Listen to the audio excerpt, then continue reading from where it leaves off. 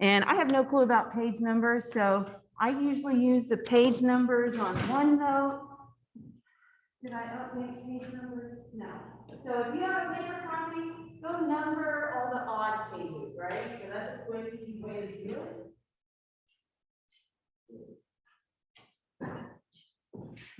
One is page one, the very front one that you see. You may want to go put some page numbers. And I promise I don't do that on purpose.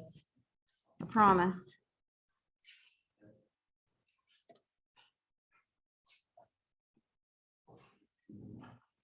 And if you like a title on page one, I know it says a notes page, but the topic that we're getting into is called Simple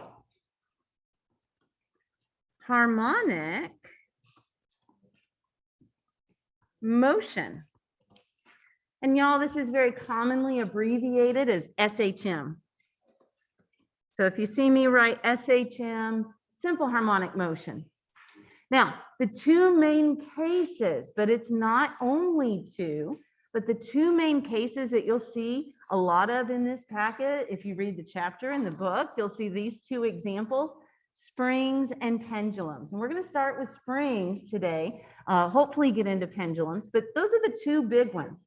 And so the two simulations that I want to show you before we start deriving equations for this, let me get them pulled up. New share.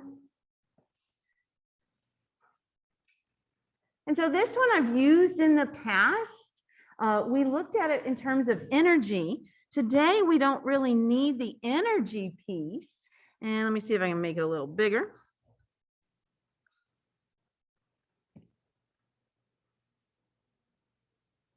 Today, what we're going to be looking at eventually is something called period.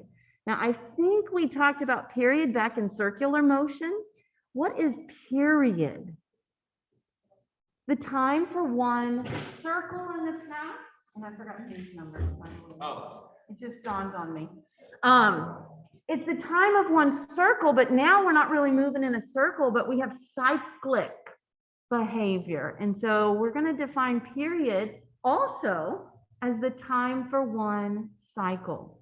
And notice it doesn't matter what graph you look at, the x-axis for these 5 set of graphs has time.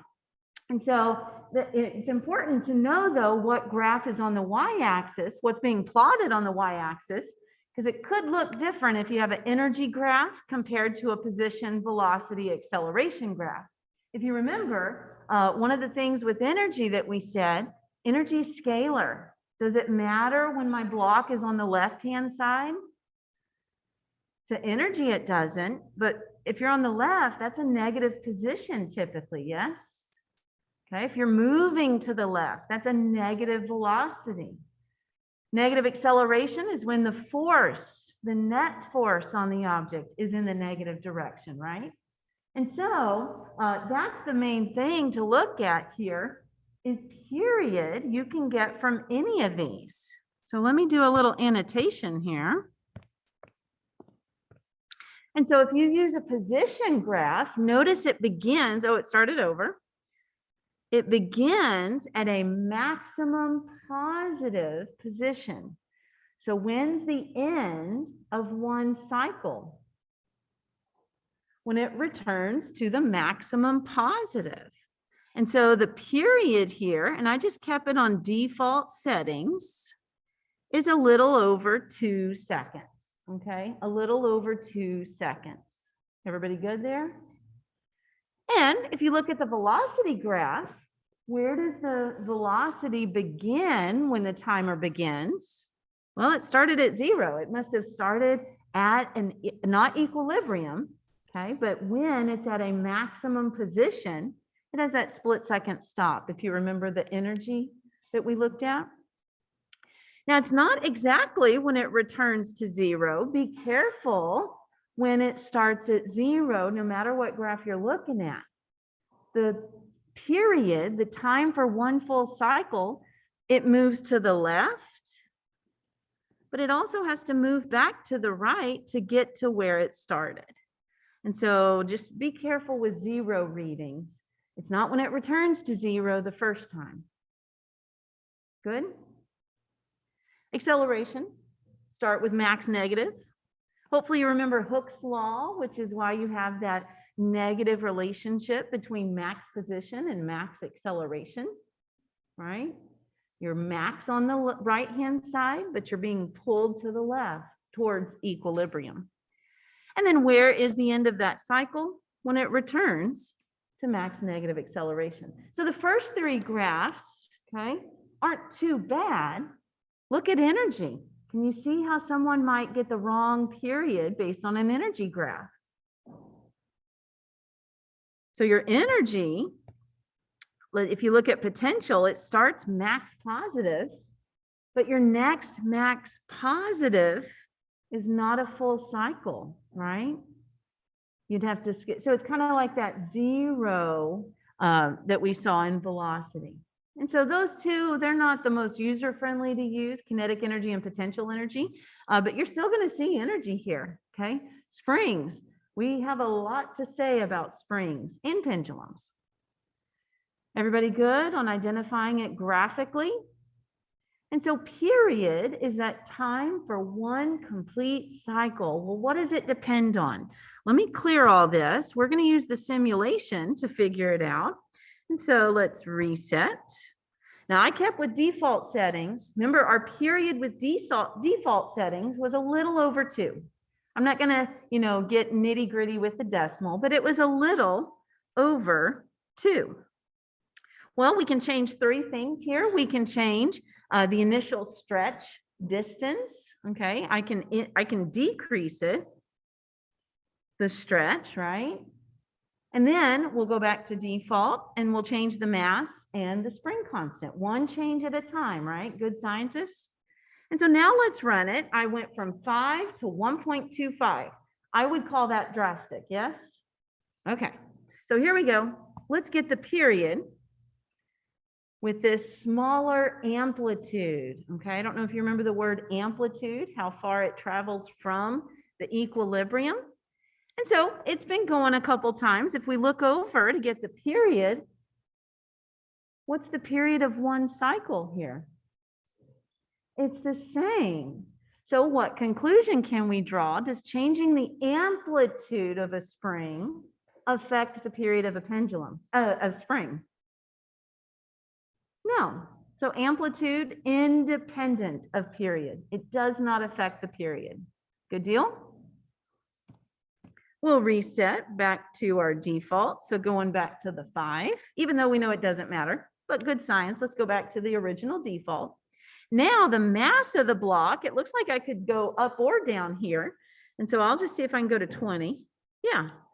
So now the mass of our object is going to be doubled. Make a prediction. Do you think a heavier object is going to give us more, less, or same period?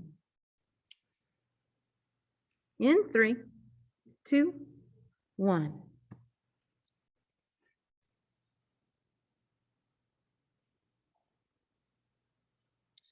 One cycle, the time for one cycle. Is it still a little over 2? No, to me, it looks like it's a little over 3 now, okay? And so, wait, I doubled the mass. Did our period double? No, but I increased the mass. Did our period increase? Yes, okay. So now we have a cause and effect type of relationship, right? So let's reset. I'll go back to default so we can always compare. Oh, come on. I know, but now I have to attach my keyboard.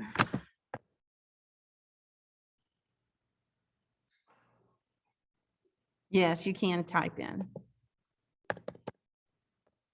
Okay. And so now we're back to the default mass. We know mass affects it. Let's check out the spring constant. Maybe I can do half. Can I go to 40? Yeah. So now I halved the spring constant, is it going to affect the period? Well, let's refresh our memory. It's been a little bit. What is a spring constant?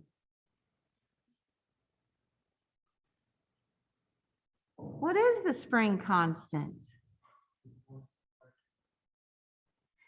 It's related to force. It's not a force, but if you look at the unit here in the simulation, it says newtons per meter. It's how much weight or force a spring can withstand per meter. Now, you may not actually stretch it a whole meter. That's okay. But, you know, SI units, good always, right?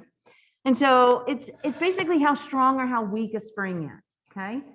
If you're trying to compress something, you want it maybe, well, it depends, not car springs, but clicky pin, right? Those are pretty weak springs. But your car springs that are on each axle, you need strong, high spring constant. So I just made it a weaker spring by decreasing the spring constant. It's weaker now, yes? In other words, it's easier to move.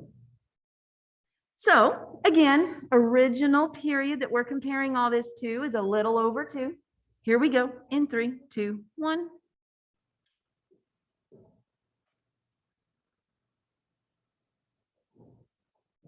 Did it change? Yes. So hopefully whichever graph, I'm looking at the orange graph, right? Just the first one. And so our end of the first cycle is that second high point, right? So it starts at positive max. The next time it's at positive max position is the end of that first cycle. And it's a little over 3, right? And so did it, wait, I halved the spring constant. Notice when I decrease the spring constant, what happened to the period? It gets bigger. I halved the spring constant. Did our period double? No, but we see the same period as when I doubled the mass, right? So hopefully you're seeing some kind of inverse relationship with period and spring constant, but it kind of has the same effect as doubling the mass. And so we'll put all this together. Let me reset and new share, heading back to OneNote. We'll get into some derivations, but we're going to add to some previous equations learned. And so previous equations learned, what we're going for is, well, with springs, we learned about Hooke's law.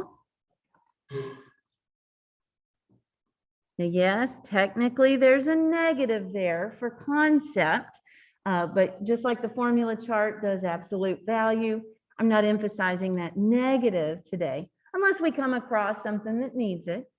We'll start with just magnitude of Hooke's law. And related to springs, we also had elastic potential energy, and that was the 1/2 K delta X squared. Now the new equation, even though it says previous, we're going to put it here. With springs, their period, it directly depends on the mass of the block attached to the spring. And by the way, it's the same equation for period of a spring with if it's a vertical oscillation. I know that that picture, the simulation I just showed you was horizontal, but period is the same for vertical. It's the same equation. It's independent. The period is a capital T. If you forgot that, it is on the formula chart. Oh, y'all don't have formula charts out there. They might be on the sides. Okay. So period of a spring, so TS, because later on we'll have period of a pendulum, is equal to 2 pi times the square root of m over k. Now that's a derived equation. The 2 pi hopefully makes sense. You're like, oh, circles. But the spring, the block did not move in a circle, but wasn't it cyclic? Didn't it have a complete cycle? And so connecting that circle, cycle. Oh, I have a visual for you. Let me go back to Chrome. Just to connect the circle and cycle. No, here it is.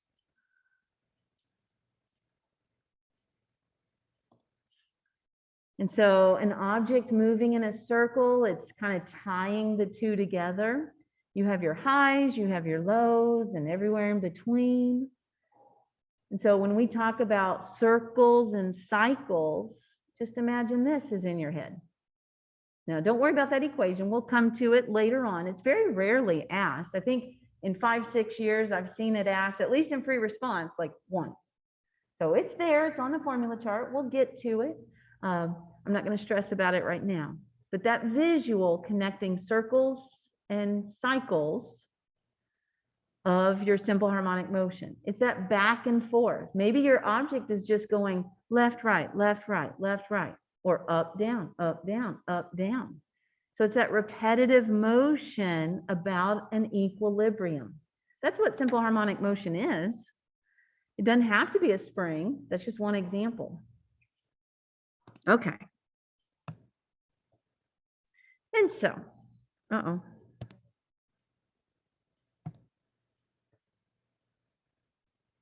there we go. So that's where the 2 pi comes in. The square root hopefully makes sense to us now because, well, when we doubled the mass, period didn't double. It did go up. Now, if we had really read the graph for accuracy, it should go up by square root of 2 or 1. Square root of 2 is 1.4-ish. Should have went up by 1.4. Or inversely, when we halved the spring constant, lowercase k, we saw an increase in the period, not by 2, but it'll increase by that 1.4 value again, okay? Okay, so there's a new equation with our old spring equations. And I think there's one more, but we'll add it as needed. Let's take a look at some of the derivations we're going to walk through here. Okay. And so first step, using maximum energies of a spring system that includes the object, solve for V max. So this is old. We got elastic potential max. Eventually is going to all convert to that max kinetic at equilibrium. And so just note, this is at equilibrium. That's a little review there for you. Plug in our 1/2 k delta x squared equals 1/2 mv max squared, which is what we're going to isolate and solve for. What do we notice happens here when we start solving for V? 1/2 does cancel. Multiplying both sides by 2 gets rid of it on both sides. And we got to divide by mass. So divide both sides by mass. And then we'll take the square root. And so V max equals the square root of k delta x squared over m. And you don't have to, but I do typically do one more step. Square root of x squared is, just pull out from the square root, from the radical, right? And so we get V max equals delta x times the square root of k over m. Everybody good? That's energy, that's old, that's review. Now, what about angular velocity? This is the 4th equation. We haven't seen it in a while. I think we did it with circles. Angular velocity, by the way, typical keyboard, it's going to be a lowercase w. But technically, if you look at the formula chart, angular speed, angular velocity, angular frequency, it's this Greek symbol that looks like a W. Omega, lowercase omega. Well, previously we said what? The angular speed of something moving in a circle was how many radians per second? Do you remember doing that? Radians per second? And so we get this 2 pi r, one complete circle is 2 pi r radians, yes? No, wait. No. That would be meters. Take off the r. Now we're in radians. There we go. We don't want meters. Divided by, and what's the time of one circle? Period, capital T. And so this is for one circle, but now we're going to look at it as for one cycle. And so that's actually the other previous equation we could add up at the top. Omega equals 2 pi over T. Technically, we've seen it before. It's just been a while. Well, number 2 says solve for angular velocity, but in terms of m and k. So I got to get rid of the t. And so what can we do? Well, we know that t of a spring is equal to that 2 pi times the square root of m over k. We didn't derive that one. You don't have to know how it's derived. I'm sure your textbook shows you. If you want, we can do that later. We got to put these two together to get rid of period. And so I'm going to say omega equals 2 pi over 2 pi times the square root of m over k. What do we notice happens? 2 pi cancels. Oh, I love that we're doing 2 pi on pi day. No? Okay. Didn't plan that. It just, happened. And then what are we left with? Well, if 2 pi in the numerator goes away, what's left? 1 divided by square root of m over k. When you divide by a fraction, you multiply by the reciprocal. So basically that fraction flips. And so we get omega equals square root of k over m. Now I'm going to put a box. We're still going to do something with that one, but I'm going to put a box on it. This is a handy equation, not on the formula chart. But if you're looking at a formula chart, look at the bottom of the second column. Aren't the two original equations there? T equals 2 pi times the square root of m over k. But it also says t is equal to 2 pi over omega. So they have them both solved for t. But couldn't you get to this spot pretty easily? So it's not there, but the equations to get here are. Now this is for springs because we have that spring constant. Well, one more step. Solve for V max in terms of m and k. So up from number 1, we said V max was equal to that delta x times k over m. Now what's capital A? I mentioned it earlier. Capital A is amplitude. What's amplitude? Well, it's a maximum distance from your equilibrium. And so amplitude equals delta x max. So for the delta x, we can plug in A. And that little w is supposed to be the omega Greek symbol. And so omega is equal to square root of k over m. And notice in our Vmax equation, we have square root of k over m. And so it's equal to a omega.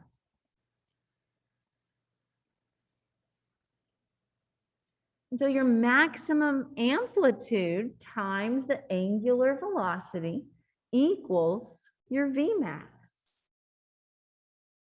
Good there? So we used energy, we used period, we used angular velocity or speed, and got this, what appears to be a very easy equation, right? Not on the formula chart, but again, it came from ones that were on the formula chart. Questions on that first derivation? Those first three kind of all go together.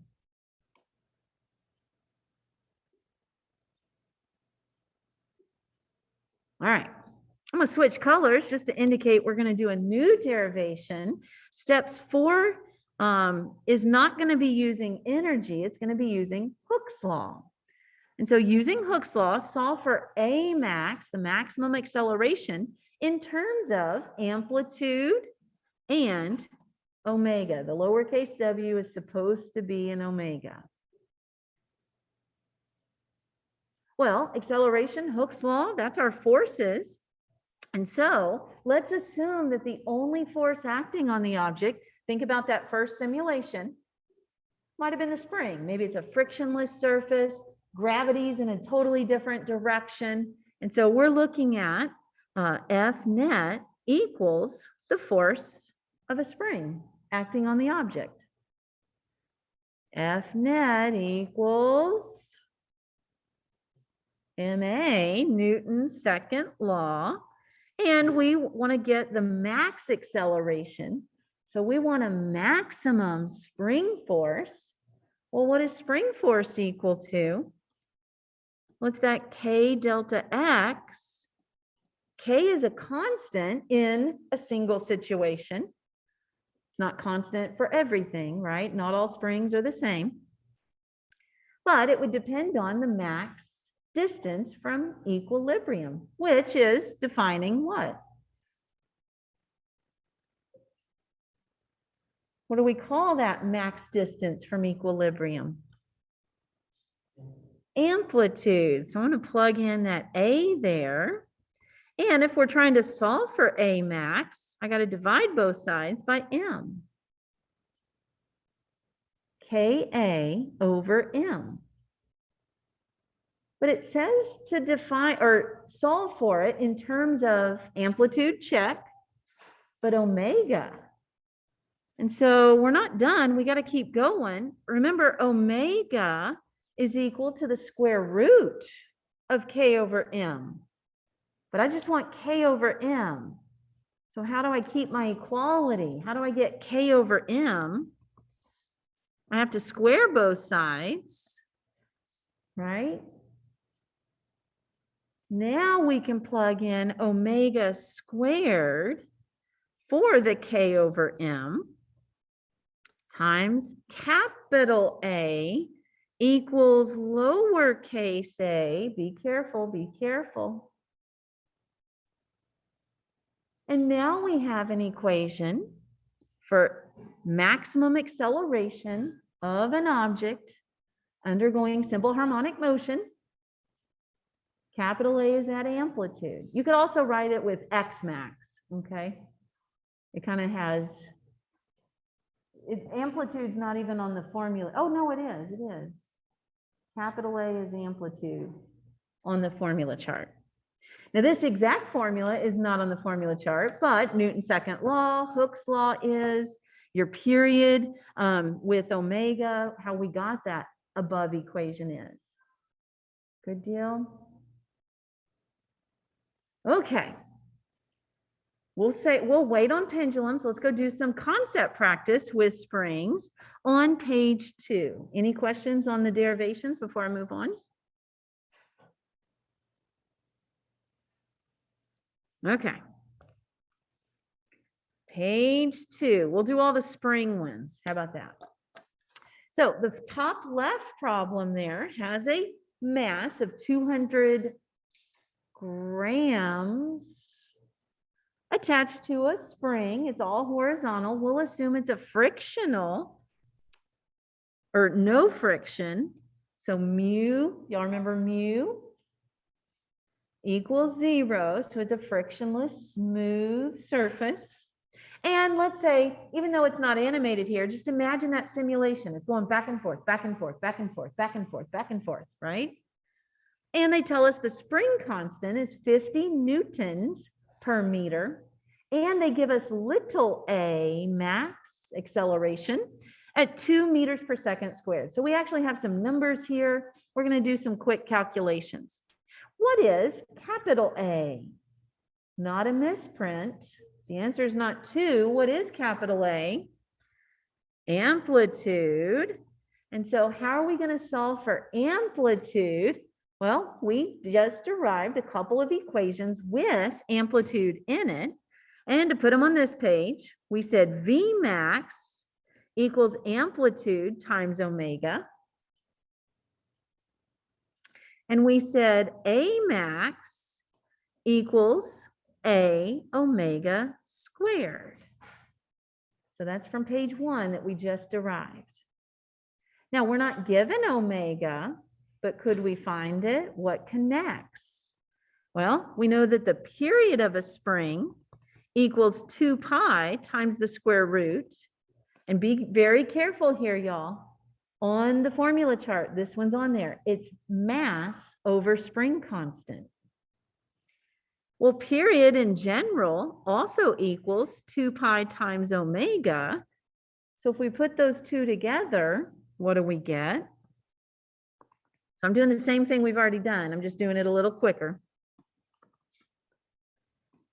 2 pi cancels out, and we're left with square root m over k equals what?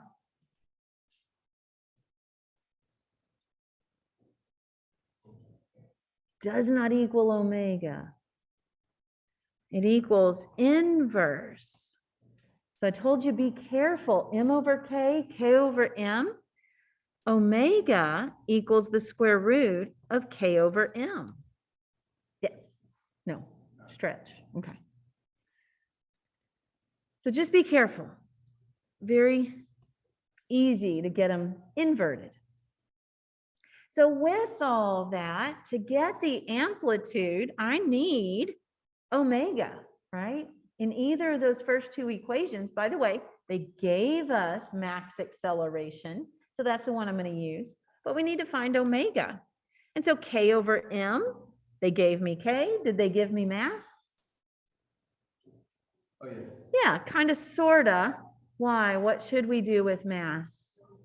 Kilograms. And so 200 grams is how many kilograms? 0.2. And so omega would be square root k over m. So it's the square root of 0.2. No, other way. Look at that. 50 divided by 0.2. And so you may or may not have calculator. I think I put them on the chargers. 100? Uh-oh. Square root of 250 is correct. I'm going to take it to the decimal. So 15.8. What's our unit for omega, angular velocity or speed? No? Not meters per second. Angular velocity, it's how many cycles, how many circles, if you want to think about it that way. Radians per second. Okay, and I know you're like, well, how does newtons per meter divided by kilograms equate to that? I mean, I can show you kilogram times meter per second squared is a newton, so you'd have to break a newton down. But at the end of the day, as long as everybody's SI, mass, then we should come out in the SI unit for angular speed. And so now that we know that, and we know the maximum acceleration, how are we going to find the amplitude? So A max equals, all right. And so A would equal A max divided by omega. We're going to have to square it. So maybe I didn't need to square root, but. And so A, SI units are good. So 2 divided by, and then 15.8 squared would get us back to that 250 value. And it's going to come out really, really small, but that's okay. We get 0.008. What would be our SI unit for amplitude? Meters. And so if you're like, man, that's really, really small, y'all, this is really like 8 millimeters. Not that you have to get there unless they tell you otherwise. Yes. Hooke's law to get the amplitude, maybe Actually, I would probably do that in number 2 since they're asking for the force. But I mean, we used Hooke's law to derive. So yeah, it probably gets you the same thing. All right, number 2, F max. Well, we got a couple ways, right? F max, you can do net force since you know the acceleration, max, or we can use Hooke's law with maximum displacement, AKA the amplitude. And so we could do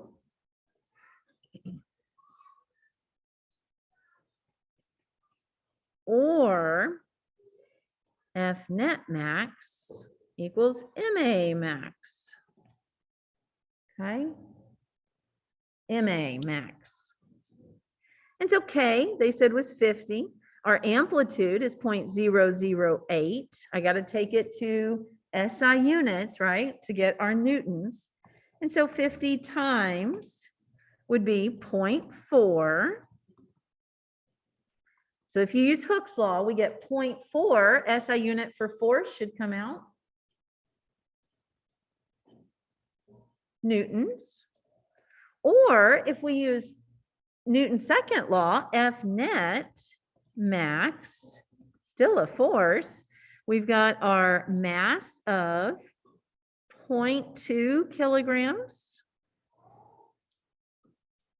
and our max acceleration given was 2. And so 2 times 0.2 is 0.4. So either way, same thing. And then there is a third one here before we move on.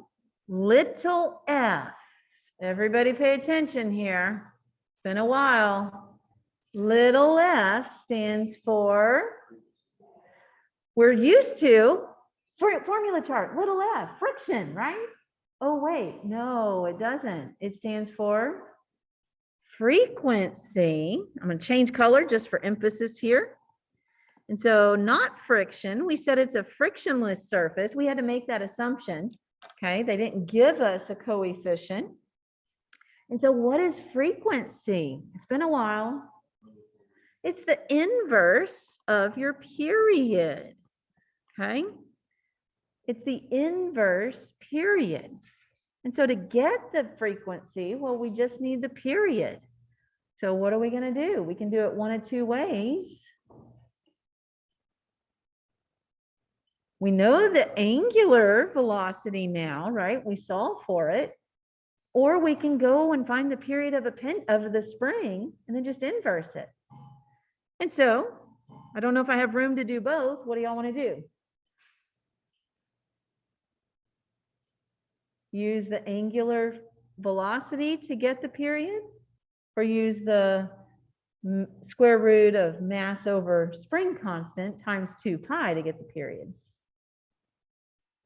I know, it really doesn't matter. We already have the angular velocity, so it's tomato. So we'll do that. Period is equal to 2 pi over angular frequency. Angular velocity, okay, has many names, which we already found to be 15.8. And so I get 0.3975. I'm going to call it 0.4 just for simplicity here. That's the period. So what's the frequency? 1 over that. And I get about 2.5. SI unit for frequency. There's 2 acceptable answers. Anyone know? Say again? Not radians. Notice, let's do unit analysis. Period is 0.4 what? What's the SI unit for period? It's a time for 1 cycle.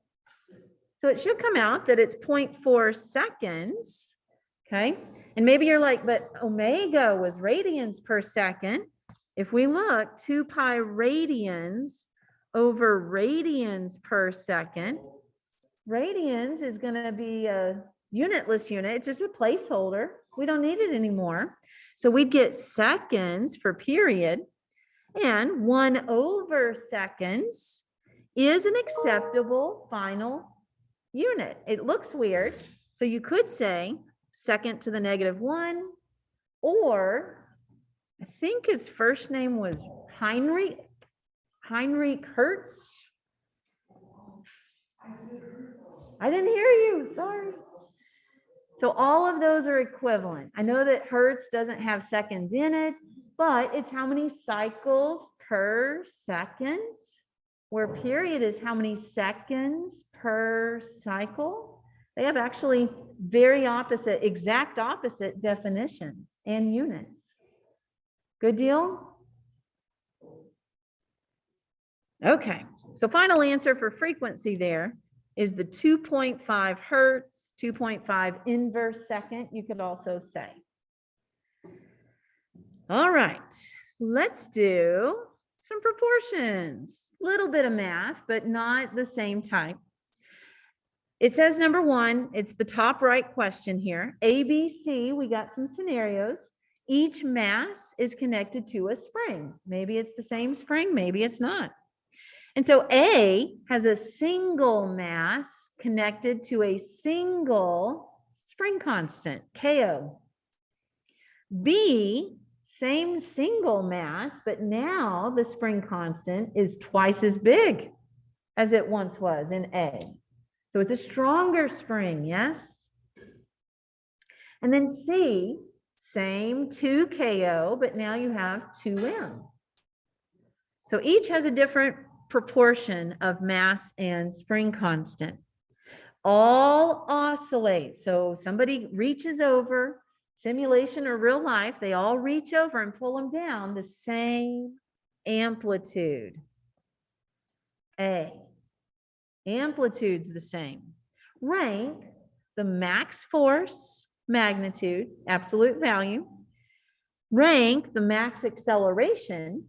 Rank the period, and then that little f once again stands for frequency. Okay, don't start thinking friction if you're used to little f being friction, which by the way, AP will do that.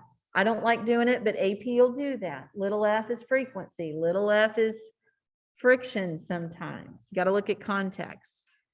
And so to get this started, y'all, to me, if you know the angular speed, it makes the others go quicker, okay? It makes them go quicker. So kind of, you know, to teach good habit, even though it's not on there, let's solve for the angular frequency.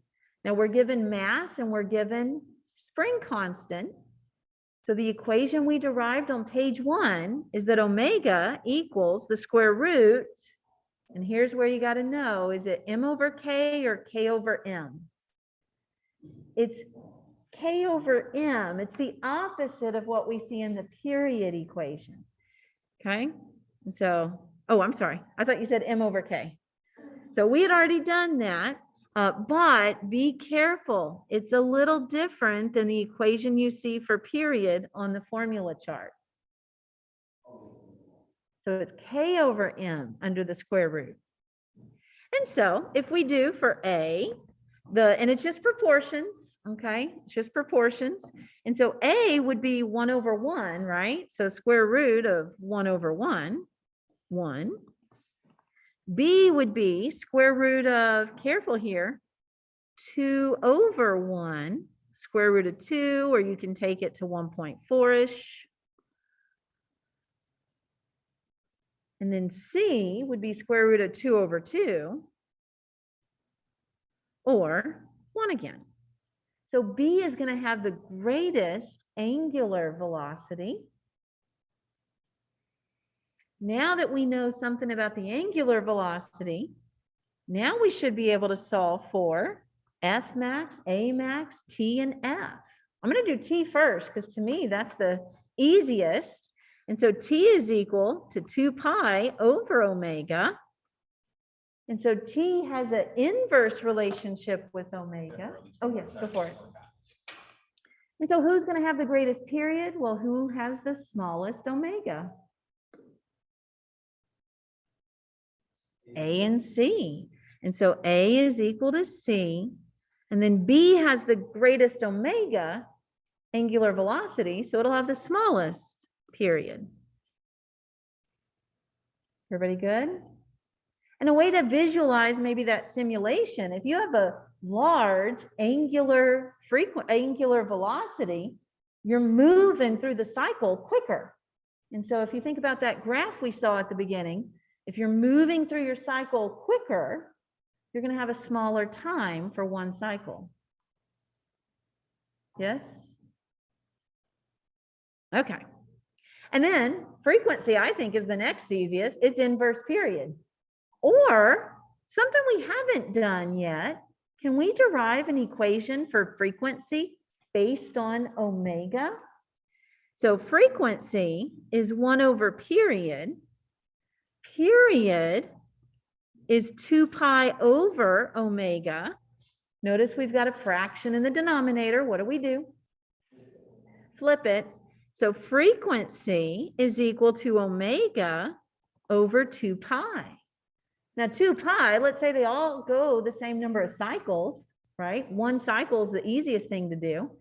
Notice you've got a direct relationship between frequency and omega. So what would our ranking be? Correct. Wait, C and A are equal. Good. Yeah. My norm, and you'll see this on the keys that we post, is alphabetical for equalities.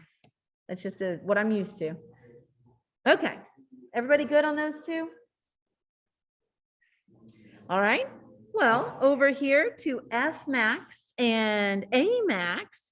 And so here, F max, we can use K delta X max, Hooke's law.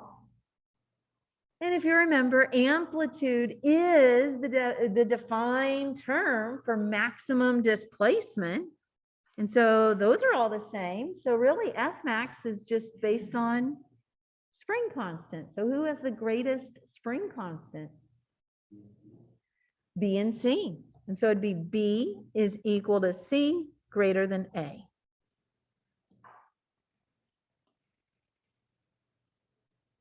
A max, well, we could take that equal to MA, but masses are different. And so it's going to get a little tricky when you have multiple changes. So what if we use the new derived equation? A max is equal to amplitude times omega squared. Well, they all have the same amplitude. Now, we're not doing actual numbers here, but whoever has the greatest angular velocity will have the greatest maximum acceleration, yes? Okay.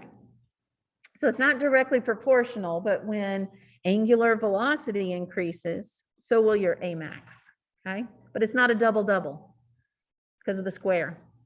And so who had the greatest angular velocity? B. There you go. Feeling okay with springs?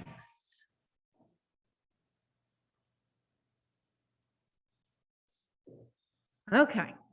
How much time? The next two talk about, no, the next one talks about a pendulum. So actually, let's go back to page 1 for a second. There's really not a lot of notes with pendulums. And so I'm going to show you a simulation.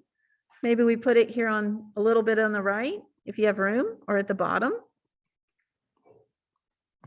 So pendulums, let me go back to my simulations. Hold on one second. Duplicate. By the way, I can put these websites, it's O Physics, and then I'm just going to the waves ones.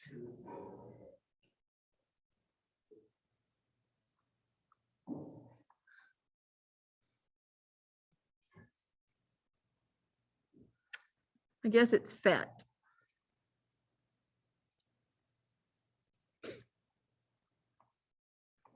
Hold on. Where'd you go? There we go.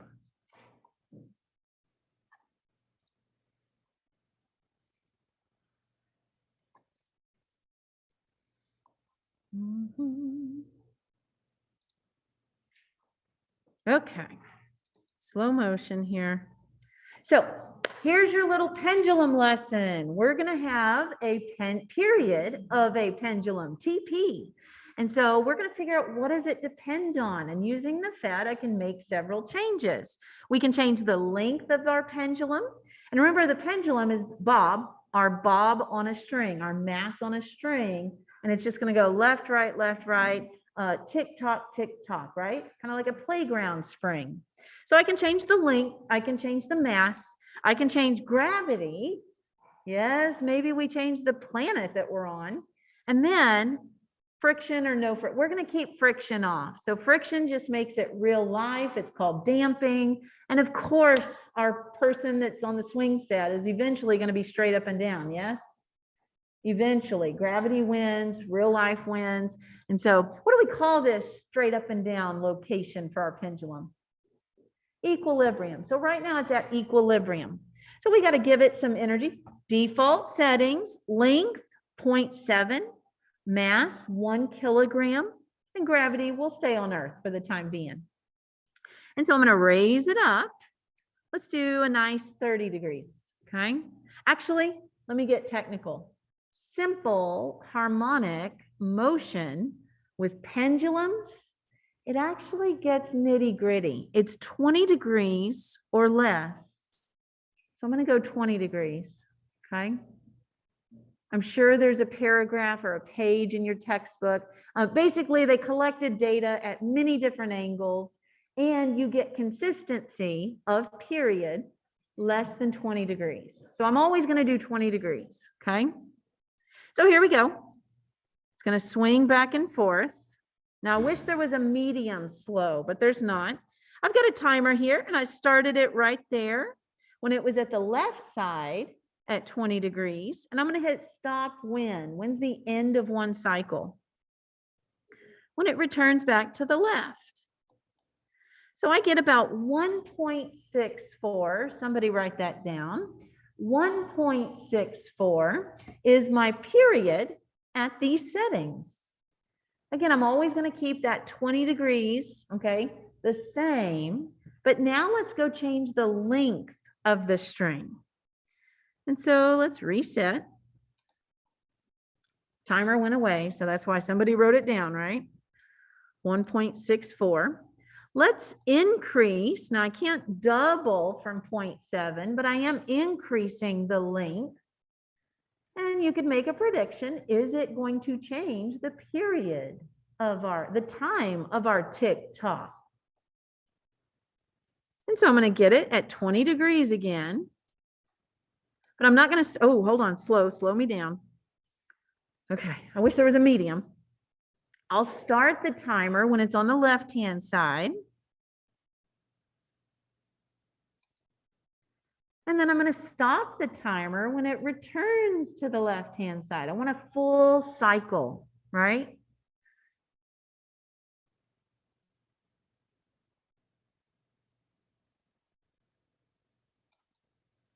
And I get about 2. So 1.64 and 2. And don't start rounding. Oh, well, 1.6 is basically 2. No, that's too far off here to call the same. And so what do we notice? When we increase the length, what happened to the period? It increased. Now, I didn't double the length, so we can't do that double business, but an increase, yes? Okay, reset. Now, length is back to the 0.7. Next change, I'm just going to go in order. What about mass? Default is 1 kilogram. That gave us a period of 1.64. I can go to 1.5. So again, I can't double necessarily here based on default settings, but I'm going to keep with the same length as original, and I'm going to still do that 20 degrees. I'll start the timer when it's on the left-hand side.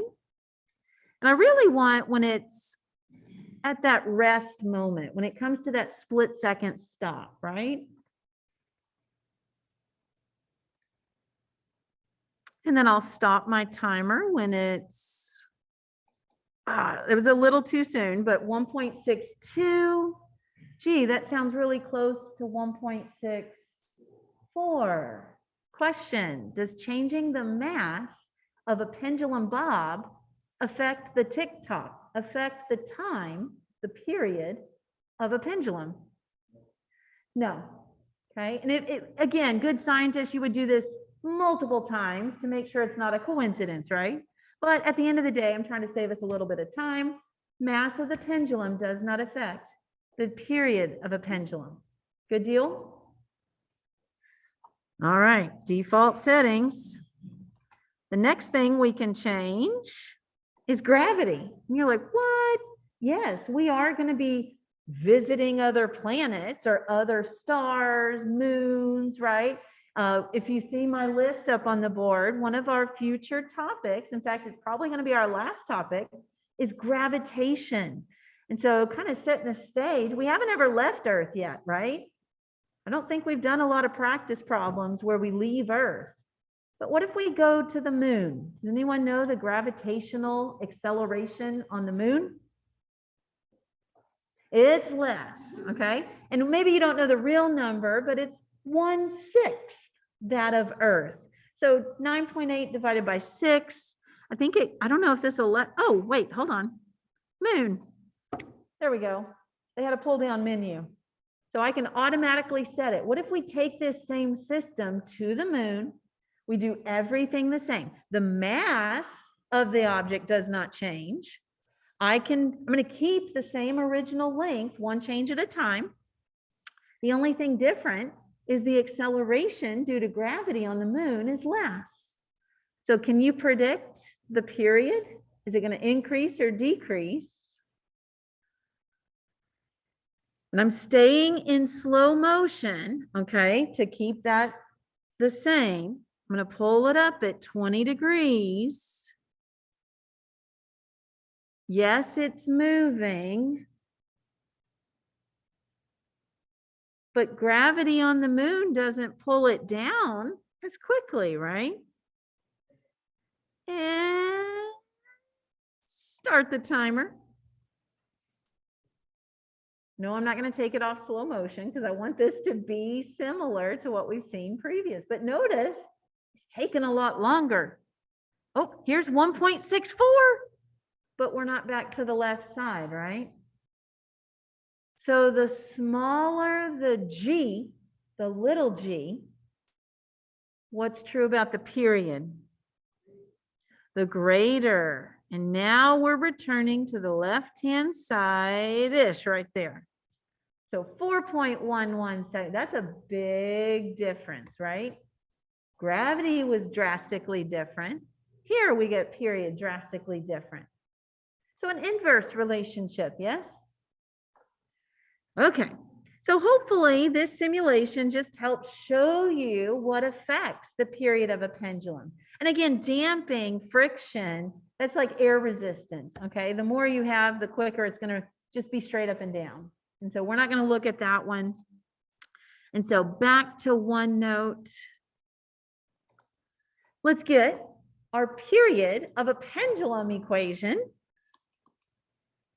Notice, was there any spring constant there? No. And so, but did we still see cyclic behavior? Yeah. And again, this derivation's either in your textbook or we can do it later. And so formula chart, they use a cursive L.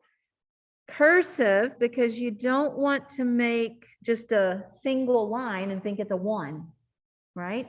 I've also seen people use a capital L, but just make sure it doesn't get blended with your division.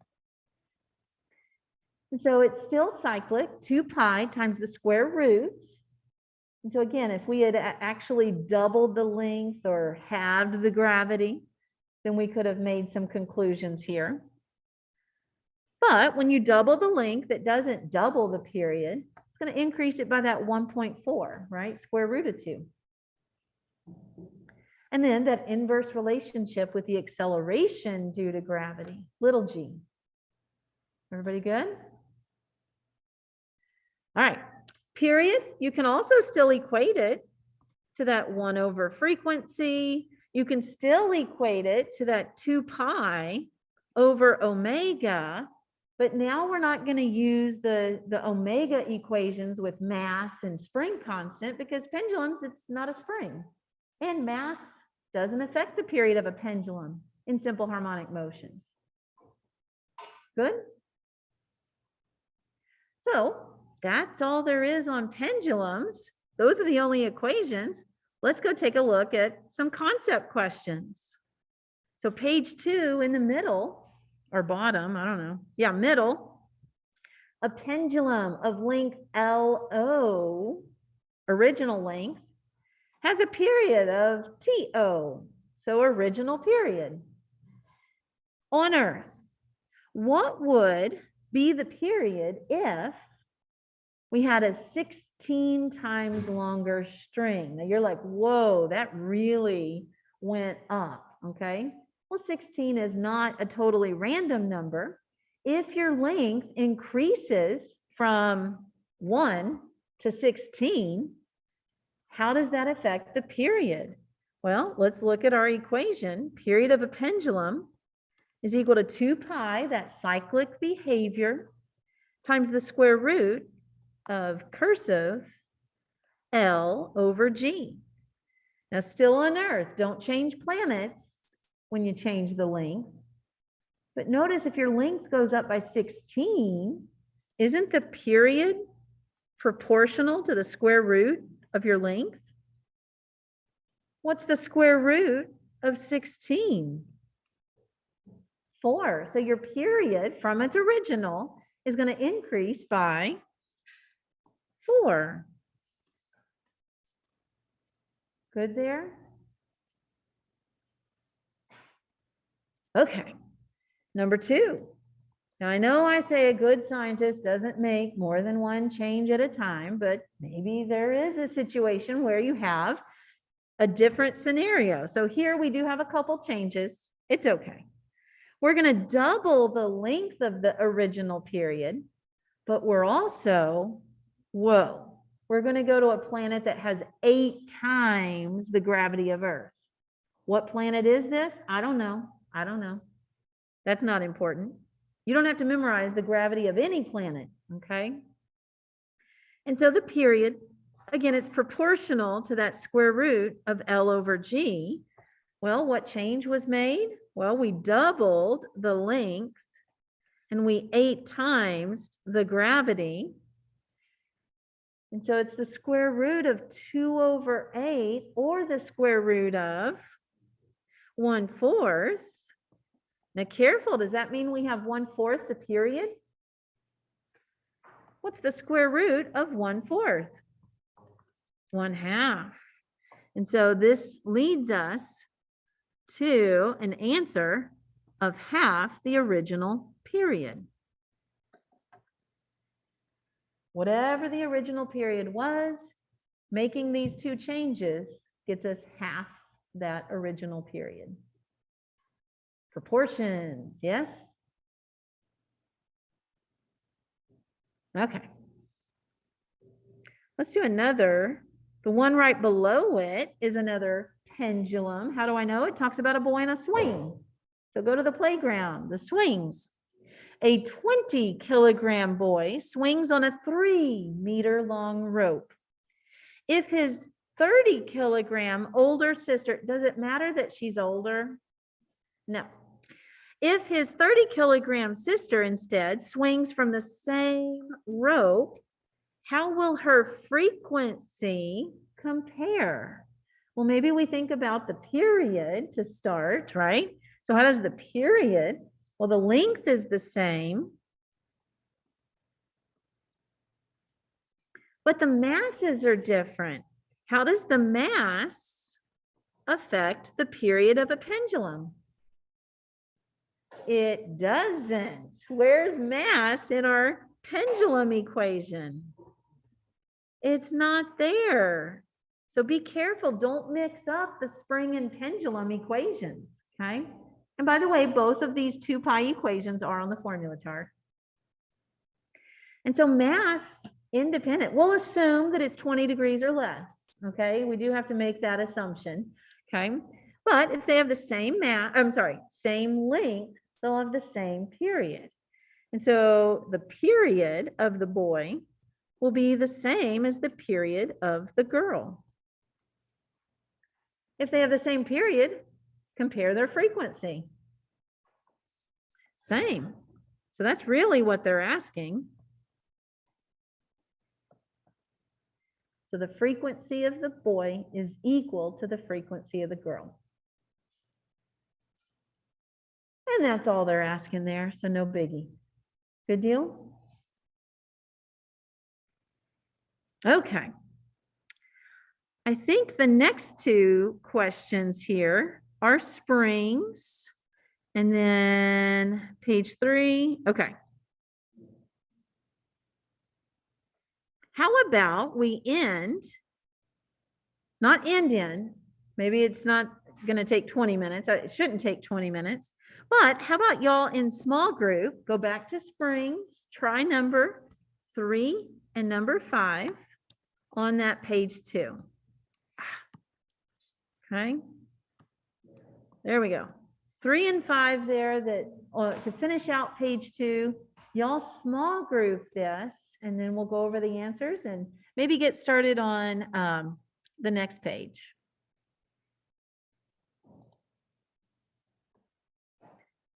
All right, so let's take a look at that number 3. This one had a different presentation. They didn't tell you, the frequency is this, the period is this, or angular velocity is this.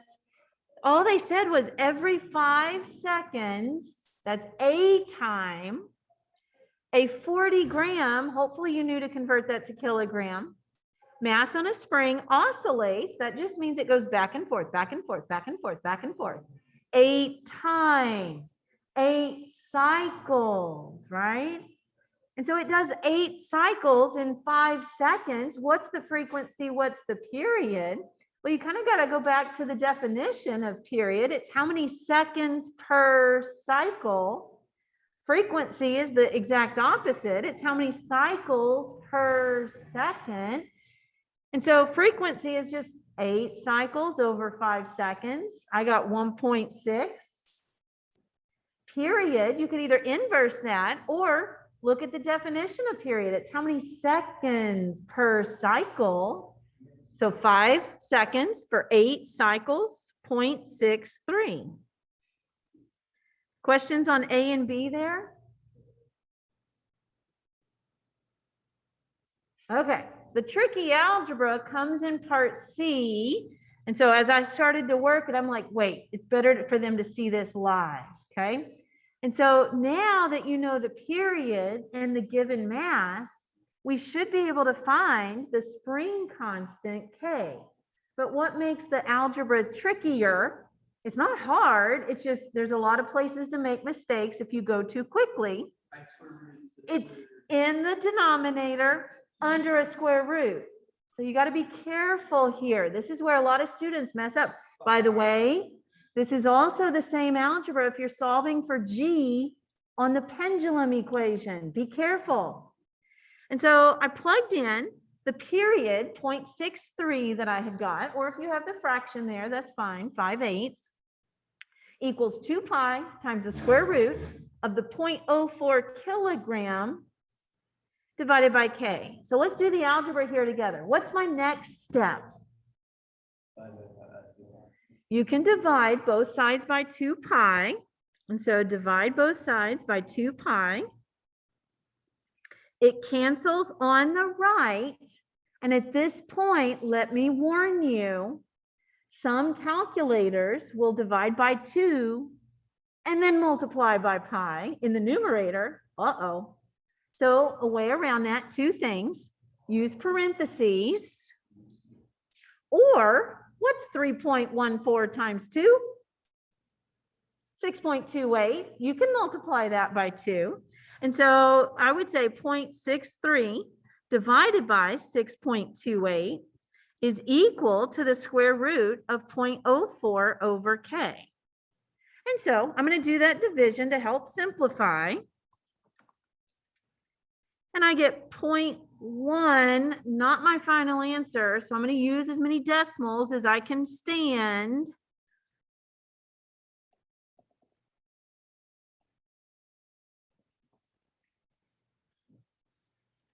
Not a final answer, so I'm not going to just say 0.1. So 3 non-zero digits is kind of my rule of thumb. Now what's my next step? I got to square both sides. So square the left, square the right. And so I'm going to take that answer on the left, square it, and I get 0.0106. Wait. Woo! And that's equal to 0.04 over k. Now be careful here. When you're solving for the denominator on one side of the proportion, the easiest way is to say, oh, cross multiply, right? Solve for k. Or you can switch the diagonals. And so k equals that 0.04 divided by 0.011 da da da da da. And if you're like, Miss Earhart, do we always have to work in these super small numbers? No, I have a regret. You know what my regret is about this problem? Maybe we should have solved for k with variables before we started plugging in our numbers, right? That's it. And hopefully we can do that with maybe little g at some point, okay? But one way to not work with these super small decimals is to actually do the algebra with the variables first, then plug in your numbers, whatever remains. And so 3.94, this is my final answer. So maybe I say, oh, it's about 4 SI unit for spring constant. Newtons per meter.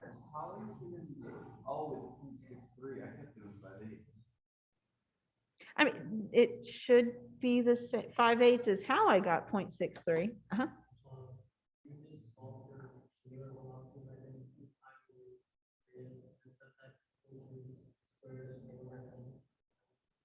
Yeah, you could do that way as well. You could do that way using our derived equation, yes. For final answer? Oh.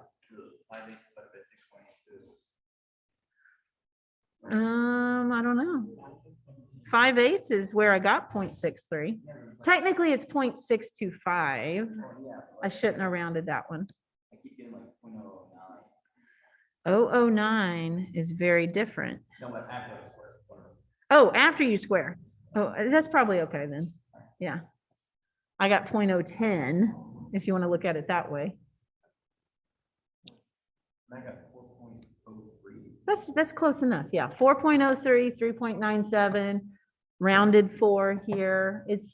Since it's so close at that final answer, it tells me we did the same physics. Rounding here, not there, da da da, gets us a little variation. Okay, last one, D. What's the magnitude of the acceleration when it's stretched 5 centimeters? So it's maybe not the full amplitude, but we have a distance. We want the acceleration. Now we know K. Yes, you could probably use a derived equation, or let's do our Hooke's law. So once again, F net equals that spring force. This is where we start, okay? If it's your habit to start with numbers, get out of that habit, okay? In 50-something days on the AP exam, you won't have many numbers. So start with the physics, right? So MA equals that K delta X. This isn't a maximum, but mass, we know, 0.04 times the acceleration. Now we know the spring constant. I'm going to go with that really nice 4. And 5 centimeters, what should we do? Centi. 0.05, 2 places. And so multiply it out, divide, what do we get? Acceleration at this point would be we should get the same thing. Oh, no, no. Did you convert centimeters? No, because I did the You still got to be in centimeters, meters consideration. I know, but you're still a prefix off. Hold on, okay, so I did the A max equation, amplitude multiplied by. Oh, well, this is not a maximum acceleration. We don't know if this is a maximum. Nothing tells us it's a maximum here. So maybe that's why you shouldn't use that one. There we go. Hooke's law will get you at any point where the maximum derived one is just for maxes. We get an answer yet? 5 meters per second squared. Good deal. All right, next time we will get into lengthier, more type-free responses, all right? And so we've got springs, we've got pendulums still coming. So we're just gonna do like another 2 days, 2 classes, and then we'll quiz next Tuesday, all right?